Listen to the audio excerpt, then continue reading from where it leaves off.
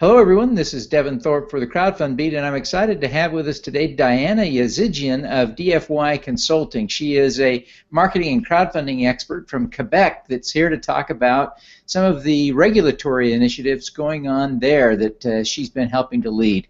Diana, welcome to the show.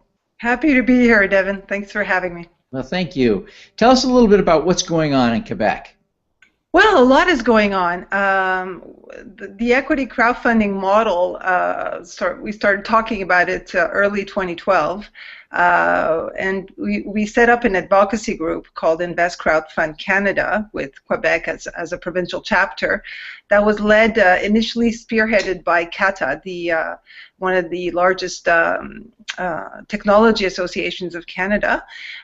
Since then, we established a small team of volunteers, each representing their own specialty: legal, regulation, startup, entrepreneur, and so forth. And we began our campaign, our own little campaign in Quebec since 2012. So we had the privilege of meeting with the AMF at a few instances to discuss with them the reality of startups today, of SMEs today in Quebec, and also work together towards making this model, equity crowdfunding model, a reality. What is the state of play right now with respect to equity crowdfunding in Canada? What are the rules that are in place right now? There are no rules in place right now. I'm speaking for Quebec. I'm not going to speak on behalf of the other provinces. We know that Saskatchewan just legalized equity crowdfunding for non-accredited investors to a certain limit of investment cap. We know that. That's been the big news last year. Ontario is working hard to make it happen also. They have the OM exemption that they have to work on in addition to that. Here in Quebec, we are, and by the way, the U.S. also regulated the equity crowdfunding model, and that's how it all started, actually. That's how the acceleration started in Canada, when they came out with a model for accredited investors.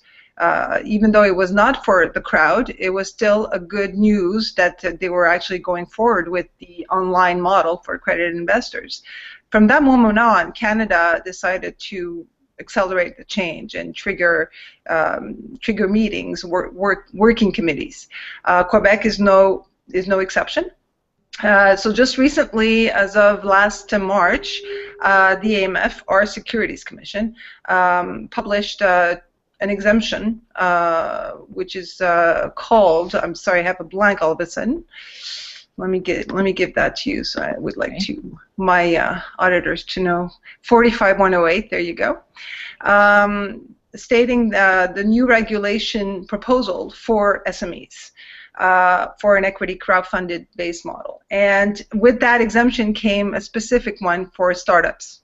So this is good news for us. We're happy of the outcome of that thinking process, because when we met with them in September 2012, at the end of our meeting, our recommendation was that we should customize the exemption with regards to company size, company readiness, maturity, that it's not a one-size-fits-all, basically. And I'm glad to see that it took that into consideration by crafting two exemptions. And people say there's one exemption with a subcategory. I think there are two exemptions altogether because they have different sets of thresholds, different sets of caps, and so forth. This is all positive news. There's also, it gives me hope for the future. The Quebec market is doing good right now, by the way. We're not in the crisis that was described last year. I just read recently that we're at almost 600 million in VC funding, so that's a very good number. Of course, not all the funding goes to Quebec companies, obviously, but we're starting to have some startups that are gaining coverage, scaling, and doing really well for themselves. The only issue, or the only point that I would like to stress, is that Quebec companies that scale through VC funding are usually asked to relocate. And when they relocate, they bring their team to the U.S. and here we start over again. When it comes to the innovation cycle, it's interrupted because companies go across the border. With the equity crowdfunding model, what we're instigating is that we're putting the focus on local vesting, having the crowd become a shareholder of their local company is good for the ecosystem.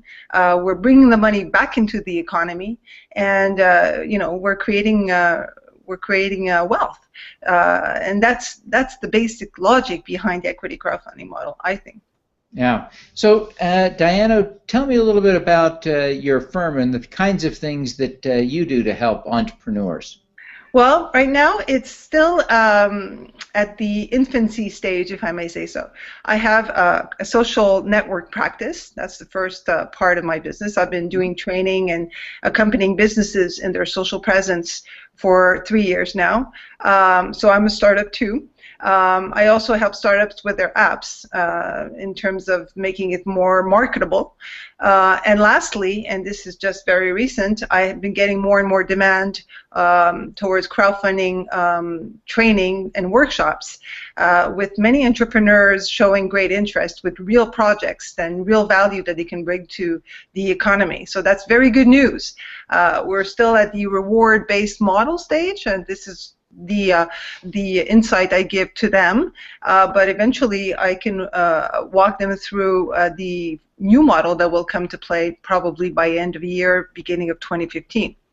At the end of the day, whether it's reward, donation, or equity, there are strong ingredients to success that remain the same, and one of them is the story behind the company, the individual, the project, the product, and that has to be crystal clear and has to really portray authenticity, show that there's the entrepreneurs out there to improve our lives, whether technically, whether socially, in different ways. Now that's the important trigger in a crowdfunding campaign, whatever the model.